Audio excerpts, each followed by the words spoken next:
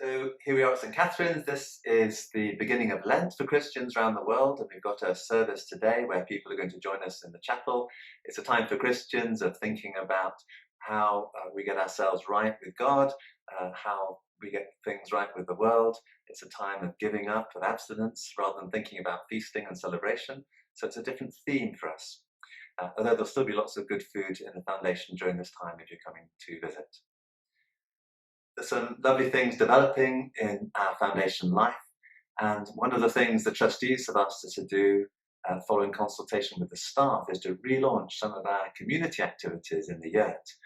And in a few weeks we're going to be bringing some amazing music to the yurt. We're going to have jazz albums recreated by a live band, classic albums from the 60s and 70s played in the yurt, along with food served, which would be great.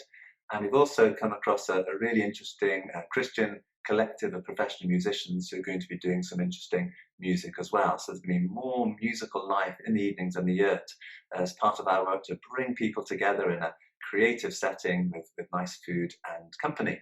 So looking forward to that.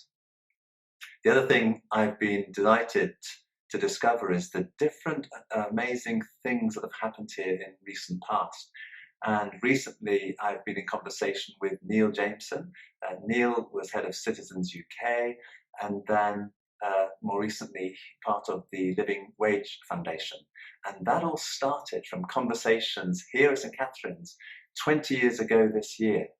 Groups of people came together looking at what are the challenges of London life? What are some of the issues that people are wrestling with? And this was a group involving church leaders from different traditions, other religions, schools, universities, local authorities, and they came up with a simple issue that many people in low-paid work didn't have even enough money for the very basics, for example, to allow their children to go on school trips. Something as fundamental or as simple as that.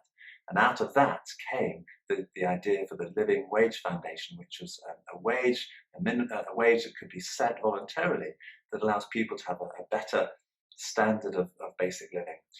And St. Katharine's is proud that we pay all our staff the living wage as an absolute minimum, but it's very exciting hearing that story of an organisation coming together here to make the world a better place. Neil and I had a great conversation, and we've recorded a podcast, an audio interview, so if you'd like to learn more about Neil and that creative work, how that all happened, do listen to the recording and the link. So I wish you all a very happy season of Lent and look forward to welcoming you to St. Katharine's when you're able to join us.